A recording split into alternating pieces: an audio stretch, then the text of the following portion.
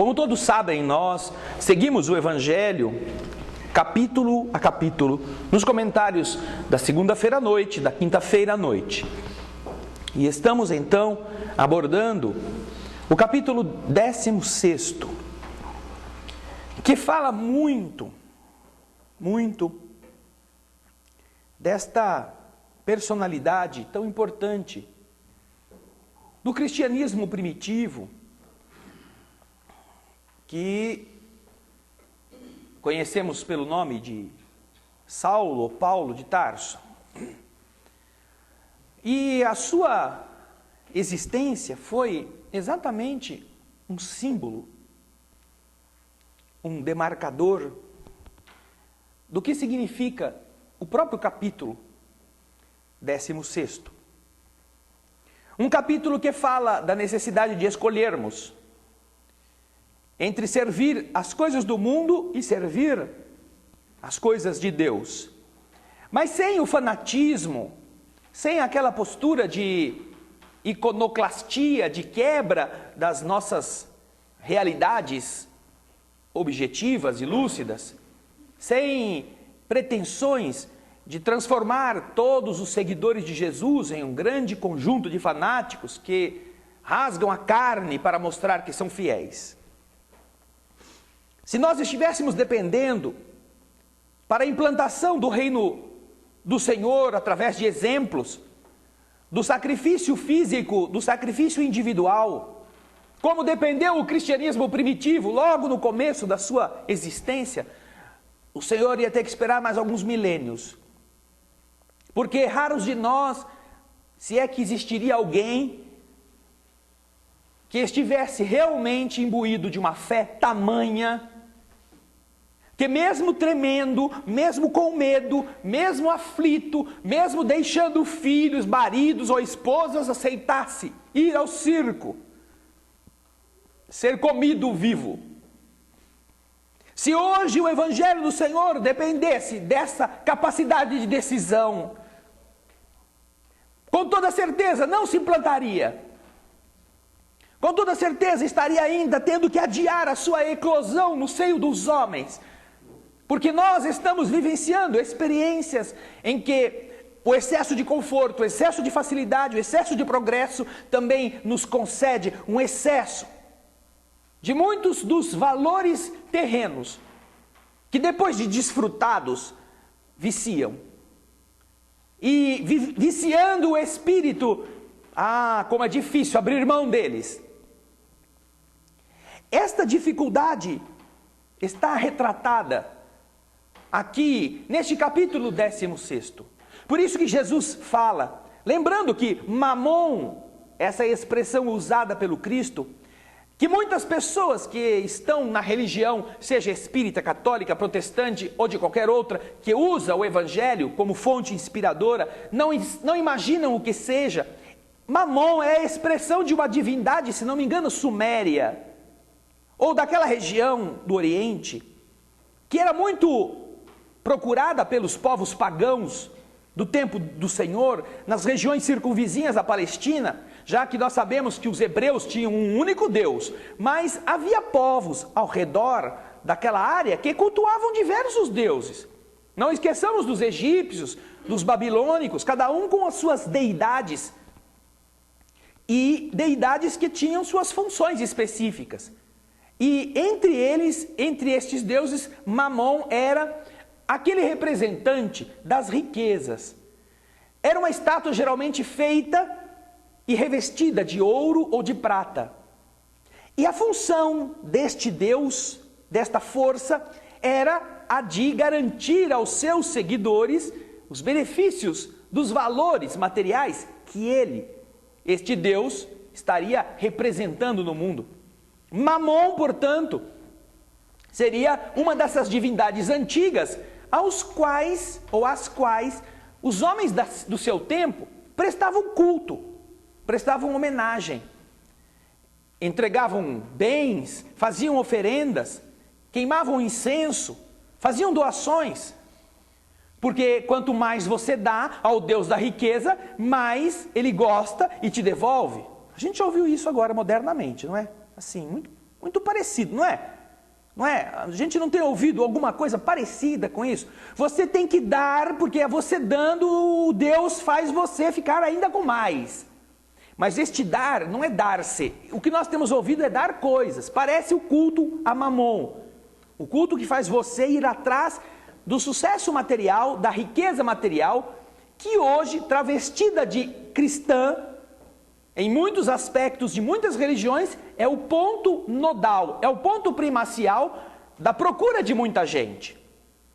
Então o Senhor fala, não é possível servir a dois senhores, a Deus e ao Deus das riquezas, porque são duas coisas incompatíveis, são duas coisas antagônicas.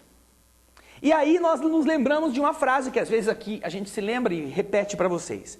Uma frase que costuma nos lembrar dessa dificuldade, que é tão difícil um sábio conquistar riqueza, quanto um rico conquistar sabedoria. É tão difícil um sábio que já entende que a riqueza não está como a fonte primacial da felicidade. Que já entende que não adianta nada ele ficar ajuntando coisas, porque se ele é sábio, ele sabe que neste ajuntar não estão todos os elementos que o farão um homem melhor.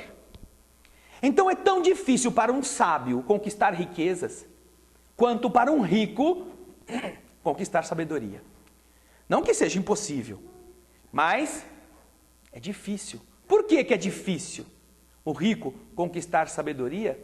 Porque o rico tem que abrir mão para obter a sabedoria de coisas que ele ama, de coisas que ele gosta. Senão ele não amadurece. O que nós vemos geralmente é as pessoas que possuem posses montarem verdadeiros castelos ao redor das suas posses. E independentemente da sua tradição religiosa, da sua tradição sanguínea, da sua civilização, do seu clã, independentemente disso, aqueles que são bem aquinhoados começam a ver com quem que meu filho vai casar, com quem que eu vou me casar, quem será a pessoa. Ah, pobretão não entra, porque pode estar com interesse, nós vamos ter que dividir. Não, tem que ser alguém que tenha também, porque essa pessoa não estará olhando para mim pelo que eu tenho, e ela ao contrário vai juntar ao nosso patrimônio o patrimônio que é dela. Então encastelam-se, uns protegendo-se aos outros, ao invés de irem buscar aquilo que de verdade funciona. Porque todas essas pessoas interessadas em bens materiais, quando começam a perder os bens materiais, se tornam inimigas. Inimigas. Se tornam adversárias, se tornam oponentes. E mesmo que estejam juntos, nunca confiam um no outro. É muito engraçado essas uniões em que os dois têm muito dinheiro, porque eles são justapostos, eles se justapõem, eles se encostam no outro para viverem certas coisas, mas um não pode deixar o outro passar à frente, ele não pode ficar com menos. É muito complicado então entender esta forma de buscar sabedoria com este processo de atrelarmos-nos a bens materiais. E isto tem tudo a ver com a vida de Saulo. Ele representa para nós aquilo que está faltando em nós. Esta coragem, essa determinação. E ele representa, em um período importante da sua vida, aquilo que os cristãos humildes também representam à sua maneira. Só que eles eram pobres, eles eram miseráveis, eles eram criaturas que herdaram os ensinamentos de Saulo, através das viagens que Saulo fez, como Paulo, para diversas regiões do mundo dos gentios, e implantando isto na mente, no sentimento do povo simples, aí encontrou no povo simples aquelas entidades que haviam sido trazidas ou que haviam aceitado vir ao mundo dar testemunho, para que com este testemunho duas coisas pudessem ocorrer. Eles ajudassem com o seu sangue a transformar a terra com a implantação da mensagem cristã no mundo romano, no mundo pagão. E a segunda coisa, com este esforço, com esta coragem, vencerem em si o medo, que os arrastou em outras vidas a cometerem desatinos, a cometerem deslizes. Então, em uma grande quantidade, renascem tocados, tangidos por esse projeto. Você olha para o passado e vê tantas tragédias cometidas, tantos erros dos quais você se arrepende, dos quais você quer corrigir-se. E então alguém lhe diz, como na parábola do trabalhador da última hora: você tem todo dia que você jogou fora, mas na última hora te dão a chance de você quer resgatar tudo aquilo em um pouco de tempo, em uma única vida. Aceite o compromisso. E muitos abraçaram isso com essa esperança. E então, de verdade, eram buchas de canhão, como se costuma falar na gíria das guerras militares, não é? Eles eram aqueles jogados por homens ensandecidos para se divertirem, mas que davam um exemplo tão cruel de coragem, que intimidavam esses agressivos e insanos, que os condenavam à morte assim. Porque eles próprios, os condenadores, não tinham capacidade de enfrentar este tipo de desafio. Saulo de Tarso, tanto quanto os cristãos primitivos, são aqueles que fizeram esta escolha. A quem servir? E se nós olharmos para o mundo de agora, hoje nós temos um cristianismo de papelão, um cristianismo de carro com ar-condicionado, um cristianismo de sombra, de água fresca, um cristianismo de alguns esforçozinhos, de algumas cerimônias, de algumas atitudes aparentemente devotadas, mas que de verdade pouco transformam, pouco nos marcam, como marcaram Saulo quando ele vê o tamanho do seu erro. E então pergunta ao Senhor: que queres que eu faça? E o Senhor lhe responde: não recalcitreis contra os aguilhões, não teime contra as coisas que te firam, não teime. Isso é conselho do Evangelho, isso é conselho de Jesus a Saulo de Tarso. E o que nós fazemos? Algum nos contraria, vamos meter o pau, vamos quebrar a cara, vamos até a polícia, vamos fazer isso. Não recalcitre contra os aguilhões. Fala Jesus a Saulo de Tarso, um bandido, um acusador injusto, um assassino, que obviamente não semeou boa coisa no seu caminho, semeou coisas horrorosas. Graças à sua insânia, quase que se desfez uma sociedade por perseguições injustas. E quando ele realmente vê o tamanho do equívoco em que ele está incorrendo, ele não pede desculpa. Ele não se lamenta, ele não entra em depressão. Nós fazemos isso, né? O nosso padrão de cristão é: como eu sou mau. Pensava que era o quê? Pensava que era bom? Agora que viu na cara mesmo que você não é bom, agora entra em depressão. Agora eu estou me vendo, fiz tanta coisa errada. Como eu sou mal. Saulo fez a mesma coisa, descobriu, mas ele estava fazendo aquilo que hoje nós chamamos de mal, imaginando que era um bem. Ele não estava fazendo por outro motivo. Ele queria preservar a sua fé. Era o seu impulso de defender Moisés. Ele era honesto nisto. Honesto e violento. Porque a lei mosaica era assim. Era violenta. Ela era agressiva. Ela era o Deus dos exércitos. O Deus altivo, o Deus que enfiava a faca, o Deus que proibiu Moisés de entrar na terra prometida. Imagina que crueldade! Faz um velho de 80 anos, lá do Egito, príncipe do Egito, imagina, que é outro exemplo de renúncia a todos estes dois mundos. Moisés nasce, é jogado no rio, de onde vem o seu nome, saído das águas, recolhido por uma princesa que o encontra em uma cesta de vime. É levado para o palácio do faraó, criado como príncipe do faraó, filho da princesa ou neto do faraó. Realiza grandes obras, grandes coisas no Egito, até que descobre que ele na verdade é um filho semita, de uma mulher do povo que é escravizado. Não é príncipe, foi tratado como tal, é valoroso, é corajoso, mas não é nada, não é egípcio, não é nobre. Renuncia a essa tradição, renuncia. Vejam que todas as coisas grandes que Jesus fez no mundo, através de homens pequenos, tiveram que passar por uma renúncia. Renúncia ao mundo, renúncia às coisas que não são boas, às coisas que não eram próprias do reino divino. Moisés renuncia aquilo e vai embora.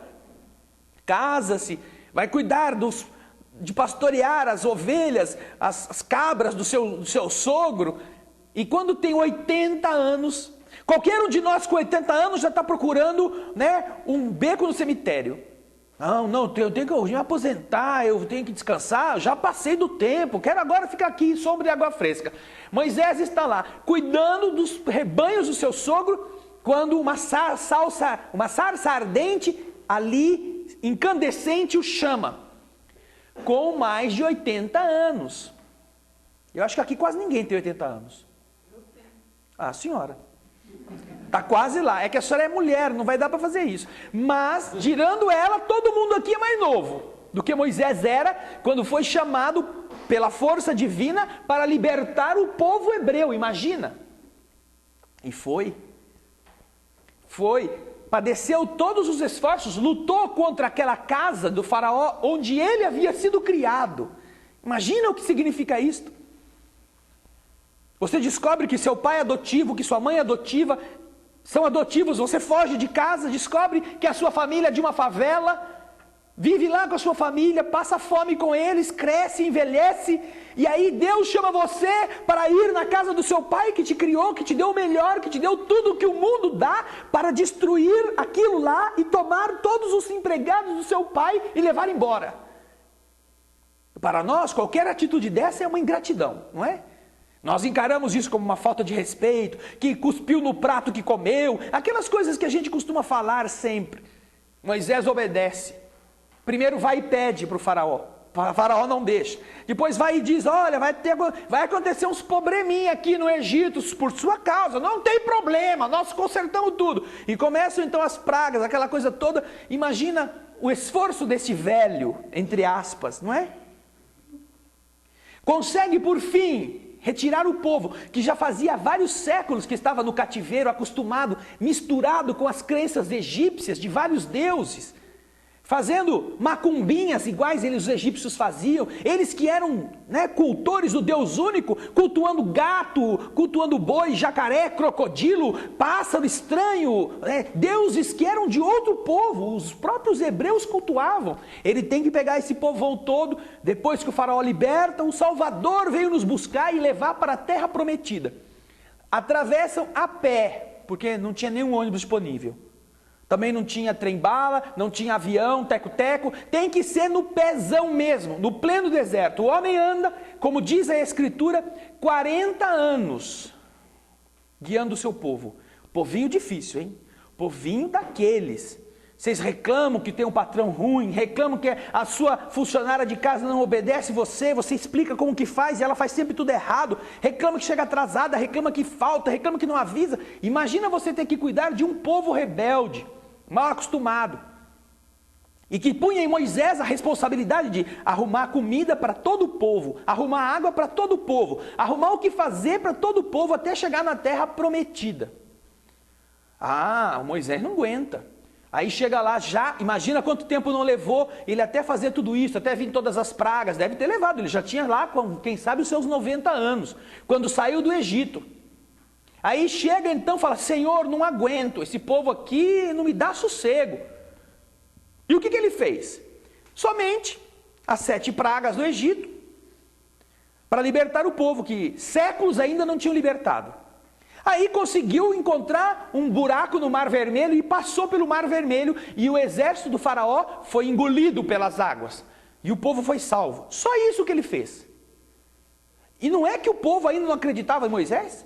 Bastava ficar um dia sem maná, pronto. Esse velho que veio fazer a gente morrer de fome aqui no deserto, não sei o quê. Moisés então para debaixo da montanha sagrada e vai pedir a Deus, Senhor, eu tenho que dirigir esse povão, aí não dá, esse negócio, o senhor precisa mandar uma lei.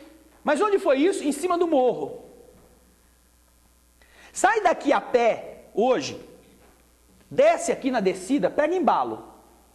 Pega o embalo no asfalto, é de noite, está até fresquinho, né? Você nem vai suar muito.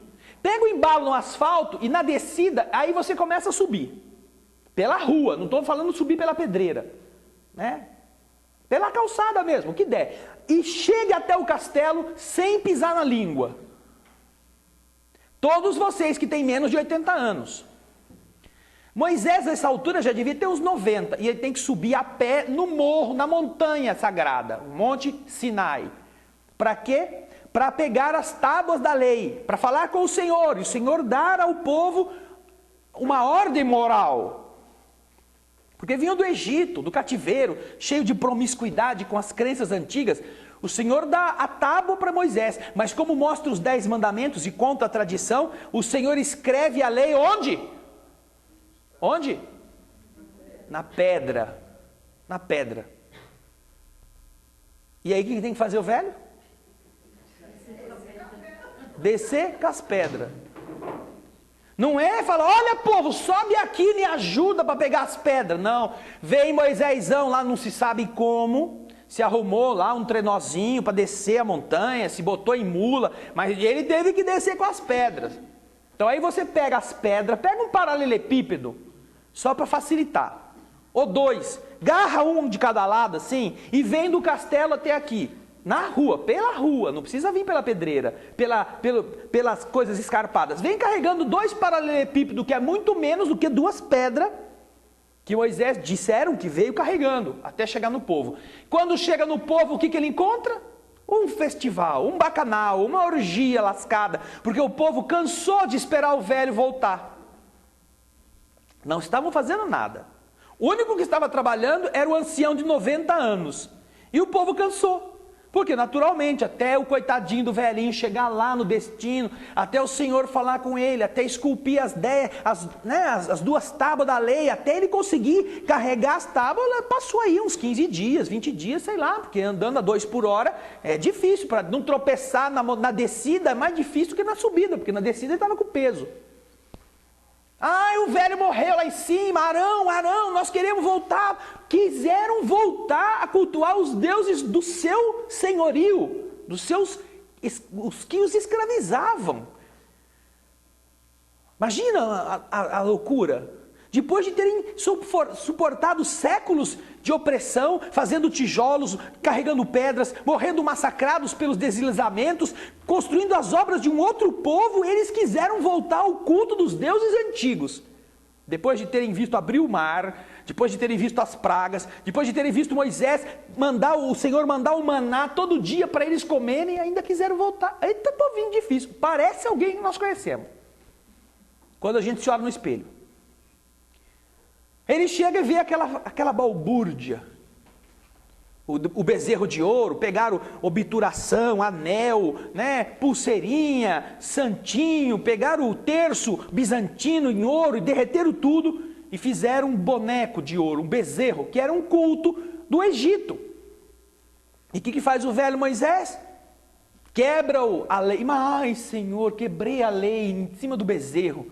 Mostra lá, né, Charlton Heston quebrando em cima do bezerro, a terra se abrindo, o povo caindo lá dentro, a fumaça, ou seja, um boró para eliminar os da classe errada. Mas o que acontece depois disso? Moisés tem que levar o povo por uma geração uma geração e meia andando à toa no deserto. Por quê? Porque todos aqueles que eram ancestrais, que estavam ligados aos cultos egípcios, tinham que morrer.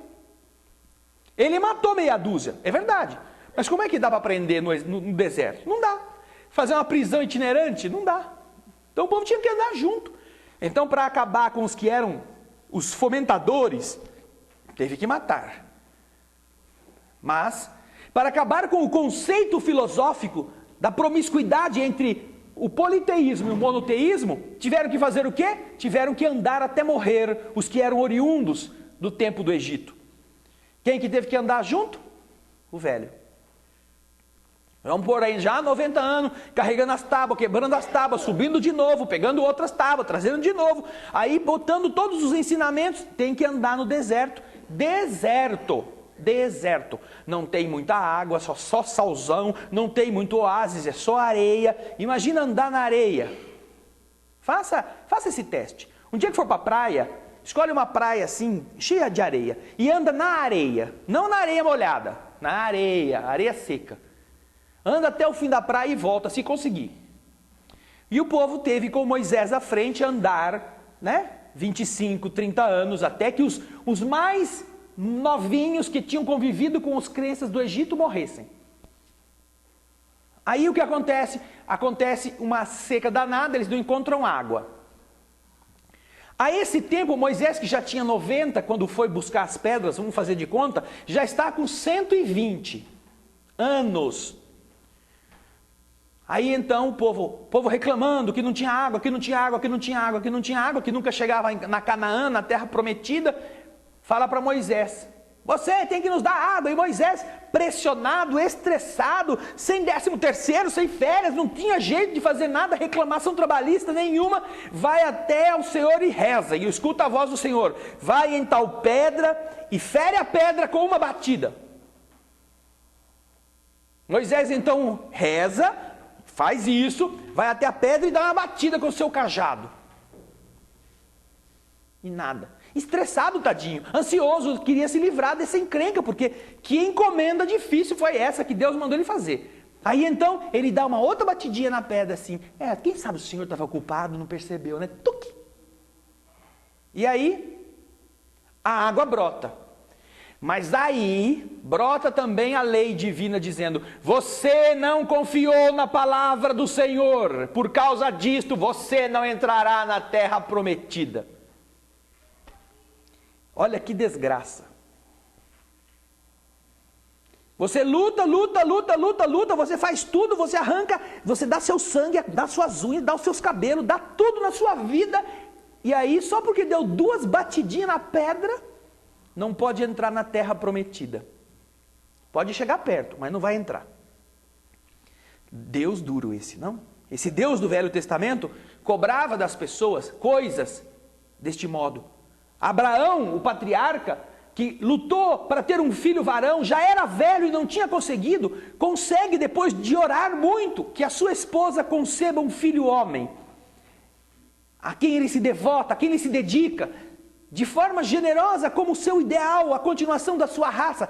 Tal era a importância que eles atribuíam aos filhos homens, daquela época e até hoje. Muitos ainda continuam dizendo da necessidade de ter um filho homem.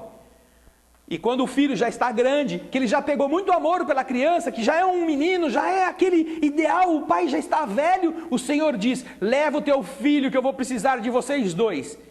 E chega o menino com o pai. Isso é Abraão, lá no começo da Bíblia, do povo hebreu, o patriarca dos hebreus. E o patriarca está lá, tudo é o mesmo Deus de Moisés, hein? A mesma coisa. Aí o homem está lá, chega no meio do desertão, aquele desertão cheio de moita, e o Senhor fala para ele: você me ama? Amo sim, Senhor, responde Abraão. Então preciso que você faça um altar para oferecer em sacrifício para mim, para ver se você me ama. E ele vai pegando as pedras que ele encontra e faz um altar ali em volta, porque nesses altares se costumava matar algum animal e oferecer o animal ao Senhor, o mais bonito, o que não tinha nenhuma mancha, o mais belo, o mais rico, a parte da colheita mais nobre. Às vezes se oferecia, como se Deus estivesse esperando aquilo. E então Abraão fala para ele: Senhor, o altar está pronto, qual é o animal que eu tenho que matar? É o teu filho. Já imaginaram isso?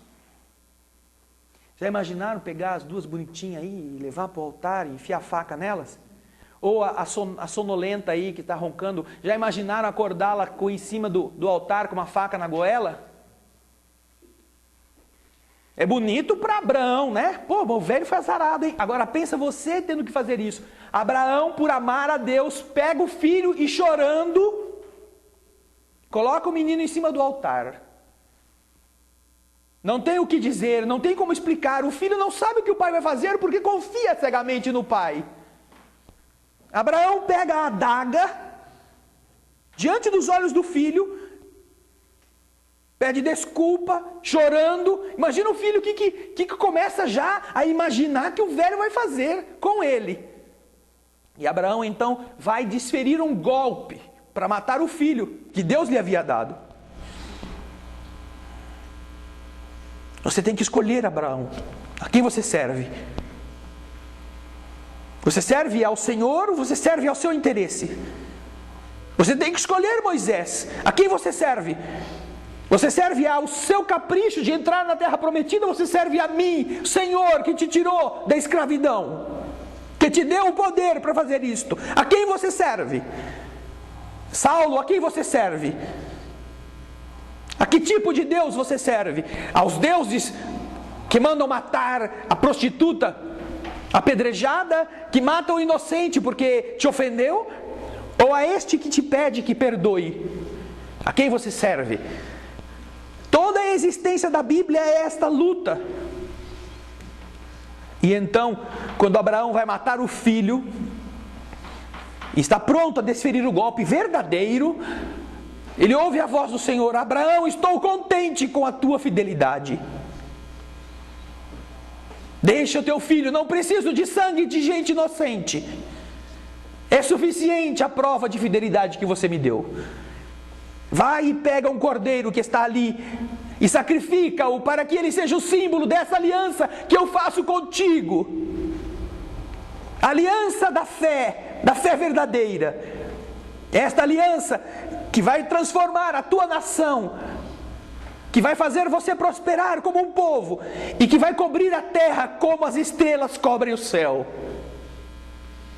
Fala o Senhor a Abraão, depois que ele mostra que ele é fiel, mesmo que tivesse que pagar com a vida do filho amado.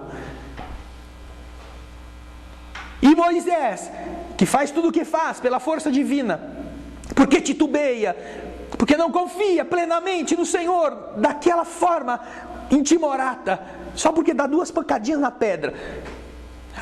Ele não é exterminado, mas ele não pode ainda fazer parte, porque ainda duvida, ele não acredita. Eu te falei para ferir a pedra uma única vez, porque feriu 2 vezes, e é por isso que não foi na primeira que a água brotou facinho, porque aquilo também era um teste para ele. Bati uma vez e nada aconteceu. O Senhor falou: bate uma vez. Quem sabe eu errei a pedra? Não é? Podia pensar Moisés, né? Eu acho que eu entendi mal, não deve ser essa pedra aqui não. Eu vou procurar outra pedra, porque eu bati uma vez e não veio água. Não, tipo assim: oh Deus, aí ó, tô batendo aqui, não vai sair água. A postura insolente, arrogante daquele que exige que o Senhor lhe dê uma resposta, ou confirme a sua palavra. O que custou a Moisés, custou ver a terra de longe, morrendo sozinho no alto de uma montanha, entregando o comando do povo aos mais jovens que o sucederiam. O que acontece com Saulo? O Senhor lhe diz: não recalcitre, não teme contra as coisas que te ferem. Se você escolhe o outro lado da vida, o outro mundo, se você tem essa opção, faça essa opção valer de verdade. Você vai sofrer, mas não desista. Você chorará. Se você escolhe o caminho do bem, você chorará, você sofrerá. Afinal, foi isso que você plantou até agora. Mas não desanime. Não se entregue. Não teme. Não se revolte contra aquilo que te fere. Porque é o que te fere agora que vai te fazer forte depois. E é isso que Saulo faz. Saulo passa por todas as perdas imagináveis. Todas. Todas as perdas do seu afeto, as perdas do seu cargo, as perdas dos seus amigos, que o consideram louco, que não lhe dão um prato de comida, que o expulsam, que o enxotam, como se faz com um cachorro sarnento. E por fim, vai buscar socorro junto do seu pai, que o acha que o considera um alucinado, que tenha ficado louco. E o velhinho: ai, que bom que você veio, você por fim sarou da sua loucura. E ele tem que dizer: pai, eu nunca estive louco. Como você nunca esteve louco? Eu fiquei sabendo que você abraçou a causa daquela seita horrorosa do Nazareno. Mas pai, essa é a verdade. Eu descobri essa verdade. Você está louco, você está envergonhando o meu nome. Saia daqui. E é expulso. Pai, eu estou cansado. Deixa eu descansar um pouco. Aqui na minha casa não tem lugar para alguém que não só ficou louco, como diziam os seus amigos, mas que eu comprovo que de verdade é um ensandecido. E o expulsa da sua casa, único alento, único abrigo. O que significa isso? A não ser você ter que escolher de verdade até que ponto você vai renunciar. Mas é com base nessas renúncias, nessas escolhas, que a grandeza da fé se estrutura. Não de uma fé cega, não de uma fé fanática, mas de uma fé que sabe deixar um pedaço de pano, se isso for necessário. Que sabe compartilhar o prato de comida que tem à mesa, se isso salvar outra vida. Ou se entrega toda a comida para um outro que faz uma semana que não come. Essas coisas que o Evangelho fala, que a gente tem que aprender a separar, a quem a gente vai servir, de verdade correspondem ao grau do Cristo em nós, ao grau do Deus em nós. O que significa estarmos no mundo hoje? Esse mundo está tão ruim, tão cheio de problemas. É claro, onde estão os Saulos que se convertem? Onde estão os cristãos que morrem devorados? Onde estão os que aceitam ficar pobres? Para que muitos outros possam ter alguma coisa para viver. Existem, eu sei que existem. Talvez estejam sentados aqui, talvez estejam escondidos em alguma casinha da vizinhança. Mas Jesus precisou de 12, precisou não, escolheu 12, dos quais um o traiu e ficou 11, dos quais outro o negou e ainda assim ele ainda deu um jeito para ajudar o fulano. O outro que era considerado também, era considerado por Jesus, mas era desconsiderado pelos demais, que é o discípulo amado João Evangelista, que tinha 17 anos, que não era considerado o discípulo mesmo, escolhido. Mas ele se escolheu. A história de João é linda, é linda. Amava tanto Jesus que era visto como moleque pelos outros que eram homens feitos. E que obviamente não o aceitavam como um membro, porque era um banana, era um menino. Mas aonde Jesus ia, ele ia. Aonde o Senhor estava, ele estava junto. Como aqueles cachorros que amam, sabe, o dono. E eu me lembro na minha cidade, tinha um homem que tinha um cachorro, e ele tinha um Fusca que devia ser 61, 60, 62, daqueles que andava muito rápido. E que você andando na calçada chegava antes que o Fusca. Mas o homem entrava naquele Fusca e o cachorro gostava tanto dele, tanto, que você via o Fusca e o cachorro correndo atrás do Fusca.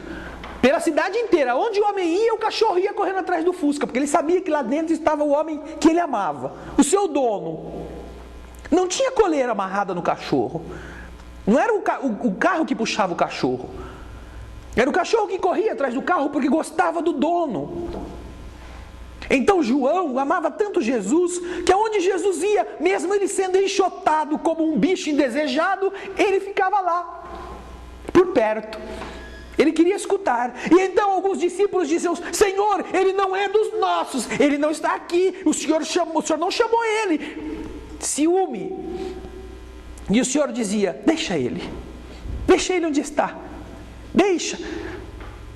E então saía Jesus, fazia os milagres, ia para outro lugar, e que nem o cachorro, né? Todo mundo ia lá empurrando Jesus, e ele escondido pelos meios do caminho, até chegar onde Jesus estava e ficar perto. Imagina o que é que um rapaz de 17 anos está buscando. Sabe o que é ter 17 anos? Você se lembra de quando você tinha 17 anos? O que você queria? Arrumar uma namorada, curtir a vida, jogar futebol, passear, fazer aventuras para cima e para baixo. João queria estar com Jesus. E os outros não deixavam. Provavelmente não deixavam nem que ele se aproximasse muito. Talvez até o usassem como um carregador. Joga esse lixo lá longe. Vai buscar um pouco de água nesse balde. Vai lá, vai fazer alguma coisa. Talvez usassem João como moleque de recados. Mas João aceitava. João ia. Por amor. Renunciou a todos os seus sonhos de menino, porque aquele era o sonho principal da sua vida. E João, então, depois de Jesus não ter ninguém dos que eram os seus escolhidos, João está lá, porque é menino. Os guardas romanos não iam fazer muita questão de deixar um menino ver a crucificação. Até bom que o menino veja para ver o que dá seguir este homem. E João está lá aos pés da cruz, vendo o ser que ele amou morrer pela insanidade daqueles homens, e está com Maria, a mãe do Senhor, tentando talvez consolá-la, tentando ser com ela, unido na dor pelo ser que estava morrendo, pelo menos do corpo. Renúncia a todas as coisas, que conquista o quê? Filho, eis a tua mãe. Jesus não entrega a sua mãe, nem a Simão, nem a Bartolomeu, nem a André, nem a ninguém. Entrega aquele que era talvez um moleque de recado, mas que o amava tanto, que até na cruz ele esteve junto, sem poder fazer nada, mas esteve lá.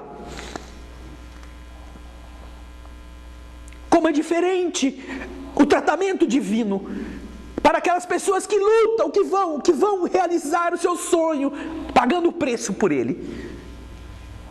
E então, o Senhor olha para a mãe e diz: mãe, eis o teu filho. E um ajuda o outro. E então João vive quase 100 anos. E conta o seu evangelho, com todas as coisas belas que o evangelho de João tem de diferente dos outros, de poético. Um evangelho de um menino que viu tudo aquilo, sem poder fazer nada, mas pôde contar. E que de tanto amar o Senhor, de tanto amar, escuta, 1000 anos depois praticamente: meu filho, preciso que você reconstrua a minha igreja. 1000 anos depois, João é mandado à terra novamente, escolhido pelo Senhor para nascer num berço rico. De novo, lá está Francesco Bernardoni, cheio do dinheiro, do berço da sua família, tendo que fazer o quê? É mandado para as cruzadas. Vocês já imaginaram Francisco de Assis vestido de armadura com uma espada? O que podia ser ele? Se ele vai servir aos 2 senhores, ele não pode, ele tem que escolher um. Acaba sendo preso. É claro. O que ele vai fazer com uma armadura e com uma espada? Ele que não conseguia matar uma formiga, vai matar o seu semelhante. Mesmo no fulgor da juventude, quando a sua cidade luta contra outra, nessas lutas ensandecidas da Idade Média, cai preso, numa troca de prisioneiros é devolvido, então fica em casa sem saber o que fazer, e um dia descobre o grotesco que era a vida de ser rico, que o seu pai levava.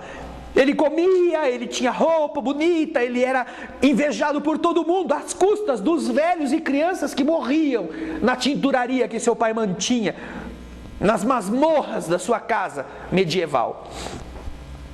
E ele então renuncia a tudo isso. Não é isto que eu quero. E aí então começa, despindo-se de tudo, inclusive do seu sobrenome. Puxa vida, a gente vive uma vida inteira tentando honrar o nome da nossa família, mesmo que esse nome possa estar cheio de marcas, cheio de coisas erradas, cheio de crimes. Ele renuncia a tudo. E para que você, meu pai, não se envergonhe de mim, eu te devolvo o meu nome também. De hoje em diante eu serei somente Francisco de Assis, a cidade que me acolhe. E se esconde nu na igreja, para que não tivesse mais nada prendendo as coisas da terra. Ai, como é diferente entender o que é este Mamon e o que é este Senhor, que de verdade constrói o mundo melhor. E então ele escuta: Francisco, reconstrói a minha igreja. E coitadinho de nós, né? Está tão assim embevecido e está tão despreparado, que ele pensa que é uma igrejinha que tinha sido destruída por um incêndio, que ficava nos arrabaldes de Assis, caída pela força das labaredas. E ele então, em pleno inverno, começa a arrumar pedras, para erguer as paredes de pedra da igreja. E o Senhor deixa, porque ele pensa que é essa igreja que o Senhor está pedindo para ele reconstruir. Ele já se preparou para fazer a tarefa que tem que fazer antes de renascer, mas quando ele escuta a voz: Francisco, reconstrói minha igreja, ele é tão humilde que ele não consegue supor que a voz está dizendo para ele reedificar o Vaticano inteiro, a igreja do mundo. Ele é apenas um miserável, um pobre, um pedinte.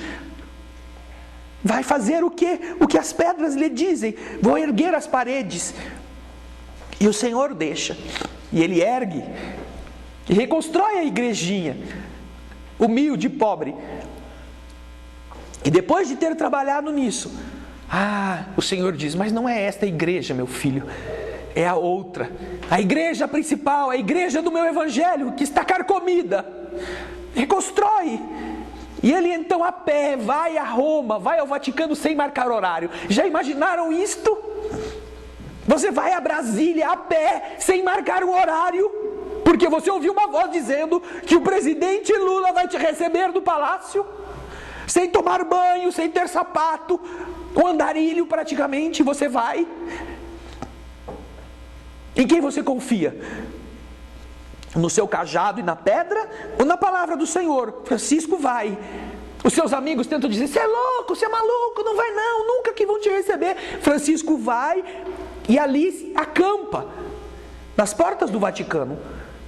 Alguém manda uma solicitação de uma entrevista, de uma audiência com o Papa. E ele fica uma semana ali, dependendo da esmola dos outros, e ninguém lhe dá uma resposta. Então, depois de uma semana, ele agradece a Deus, faz uma prece e vai embora. E nesse dia, o Papa tem um sonho.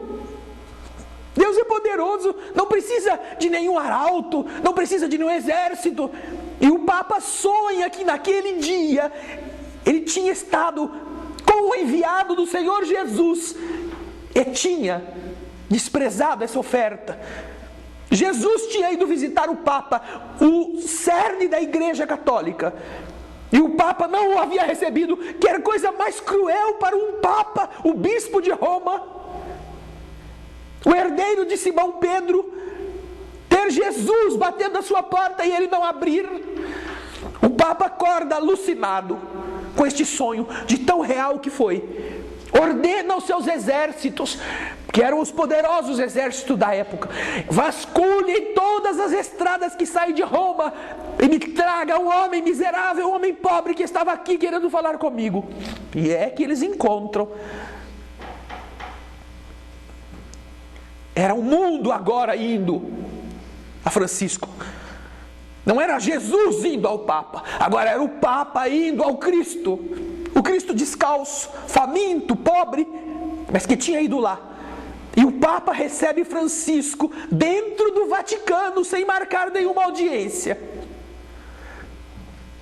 Como se Lula mandasse procurar a gente que foi até ele não quis receber, porque os seus áulicos, os seus protetores fizeram pouco caso do pobre que foi encontrá-lo, e ele então ordena que todo o exército nacional vasculhe todas as estradas para encontrar aqueles andarilhos que foram até ele.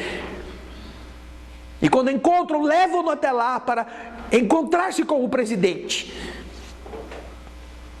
O Papa nessa época era muito mais do que o nosso presidente em termos de importância no mundo. Ai, que coisa linda é esta, quando a gente entende o que significa, a quem servir. Porque todos os que escolhem servir aquele Deus vestido de ouro, vestido de prata, travestido de rico, de importâncias materiais, não conseguem chegar na esquina. Mas todos os miseráveis que se acercam do Senhor com sinceridade, não importa que não tenham nada, que não sejam nada, que não saibam nada, o Senhor os conduz. Isto está neste capítulo, quando fala das nossas capacidades, dos nossos talentos. A parábola dos talentos está neste capítulo. A um o Senhor deu 5, a outro o Senhor deu 2 e a outro deu 1. Os 2 primeiros multiplicaram os talentos, apesar de não serem muito importantes. Trabalharam, fizeram alguma coisa, porque o Senhor ia voltar. Mas o último ficou com medo, porque o Senhor era muito duro. Então, em vez de perder, não queria perder o dinheiro, enterrou o dinheirinho e ficou enterrado. Quando o Senhor voltou, devolveu o dinheirinho, igualzinho. E o Senhor, para os 2 primeiros que trabalharam e dobraram, diz a mesma coisa: bom e fiel servidor, porque foste fiel em pouca coisa, porque você edificou uma igrejinha com amor, uma igrejinha de pedra que foi incendiada, que estava caída, porque foste fiel em pouca coisa, porque fez frio, porque nevou, e você pôs pedra sobre pedra até cobri-la, porque foste fiel em pouca coisa, eu te constituirei sobre muitas outras coisas. Porque você foi fiel, Saulo, na fé, sobre você, eu preciso de você, porque você foi fiel, mesmo no erro, você foi fiel a Moisés, mesmo no crime, você não fez por você, mas fez pela defesa da lei que você acreditava. É você que eu preciso, como meu soldado. Eu te constituirei sobre muitas coisas, se você aceitar, não reclamar, não achar ruim, nem do frio, nem da fome, nem do calor, nem do perigo de morrer. E então, a parábola dos talentos surge para nós com esta mesma convocação e com essa mesma força. Quais são os nossos talentos? Eu não tenho dinheiro. Francisco de Assis teve e jogou fora, ou livrou-se dele. Eu não tenho poder. Saulo de Tarso teve poder e jogou-o fora, livrou-se dele. Eu não tenho idade mais. Moisés tinha 120 anos praticamente quando foi andar pelo deserto para chegar à terra prometida. Então eu tenho muito mais do que teve Saulo, Francisco, João Evangelista, Moisés. Eu tenho saúde, eu tenho juventude, eu tenho força, eu tenho inteligência, eu tenho capacidade de falar, eu tenho minhas mãos perfeitas, eu tenho meus braços bons. Pode ter uma dorzinha aqui, uma dorzinha lá, mas esses são talentos que eu posso, ao invés de enterrar, posso fazer alguma coisa com eles. O que eu estou fazendo com eles? Que boa pergunta, que a gente precisa se realizar de vez em quando. Será que os frutos que eu estou produzindo, eu estou multiplicando por 2 aquilo que eu já sou? Será? Será que alguém com quem eu convivo vai saber as mesmas coisas que eu sei? Será que eu estou ensinando tudo que eu sei para os outros? Ou eu não quero competência, eu não quero que ninguém faça a mesma coisa que eu faço? Será que eu estou sabendo semear o mundo de coisas boas? Porque todos eles tiveram que voltar e prestar contas. E nós também. Aqui, Senhor, a gente vai servir. Não somos nós, nem é o Evangelho que vai fazer essa escolha por nós. Por cada um de vocês.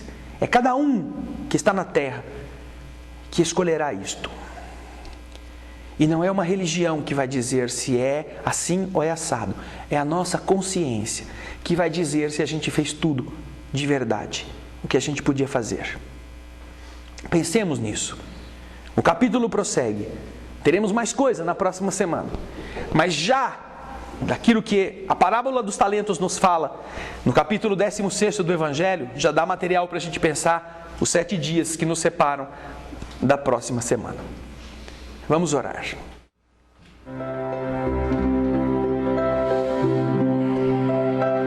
Senhor, nós te agradecemos a oportunidade de nos reunirmos mais uma vez, sentindo o envolvimento do mundo invisível, amparando nossas angústias, fortalecendo nossas lutas, para que nenhum obstáculo seja maior do que nossas forças. Obrigado, querido Mestre, por nos dar, por tão pouco que fazemos, uma resposta tão generosa, no carinho, no devotamento de seres que contam conosco para que o mundo se transforme. Nós olhamos para o passado e admiramos as almas heróicas que tiveram a coragem indômita de entregarem tudo para que você vivesse. E admiramos não apenas a grandeza de Paulo, doutor de Tarso, mas ainda mais a sua demonstração de altivez em relação a si próprio. Porquanto não se sabe o que é maior: o que fez Paulo depois de convertido, ou se a coragem de converter-se, abdicando de tudo aquilo que representou o seu sonho, a sua luta, a sua vida e o ideal da sua raça. Como é difícil, Senhor, nós conseguirmos deixar para trás roupas usadas. Como é difícil abdicar de hábitos. Como é difícil a gente ter coragem de decepcionar alguém que a gente ame por ter escolhido um caminho diverso do que ele escolheu. Como é difícil, Senhor, falar não ou falar sim. Se isso vai produzir uma surpresa ou até chocar. Não se sabe então o que é maior.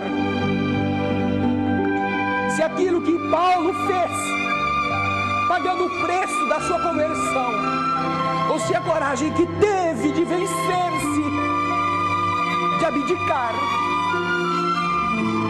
de decepcionar o próprio pai, de ser expulso do seu lar, de se sentir como um cachorro rejeitado, perambulando sem saber o rumo, sem saber onde dormir, mas sem poder de novo se conduzir pelas velhas formas de ser.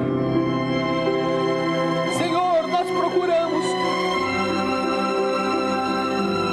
e a partir de nós mesmos dizemos: onde será que estão os Paulos?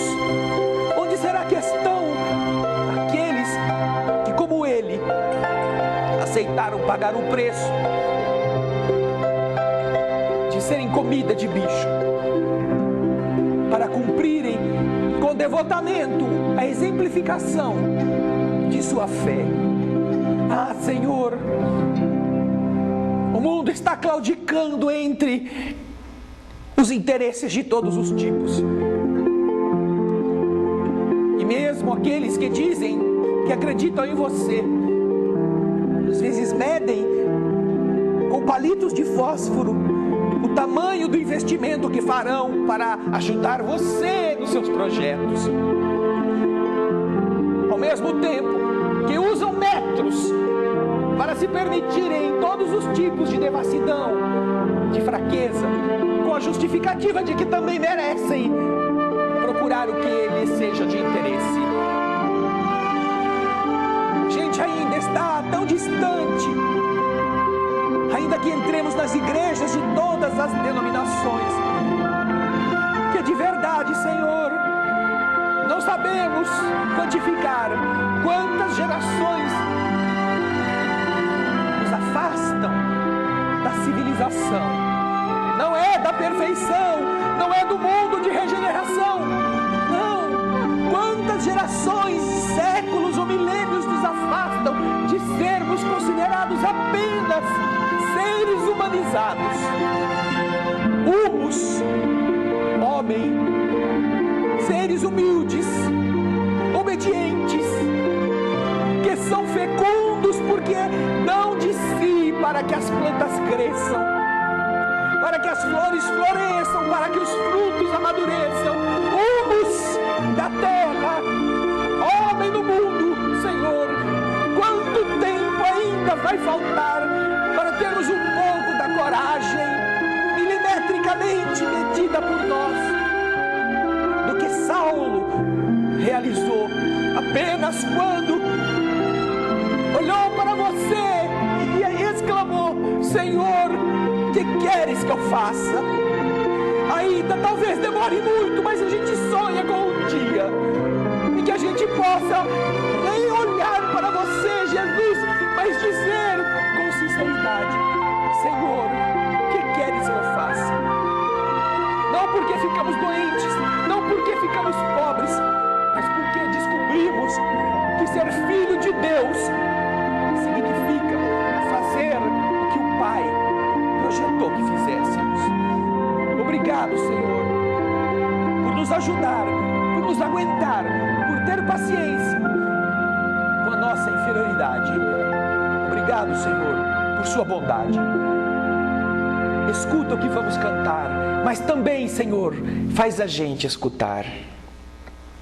Almas do céu, ouvi o doce canto do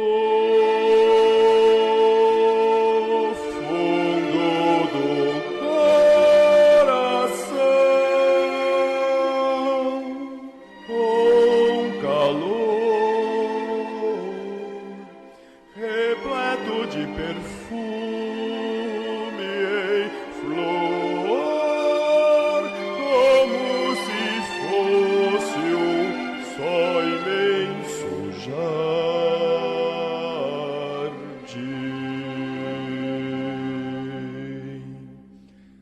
É a voz do bem que o Cristo tem para espalhar por toda a terra e fazê-la cantar.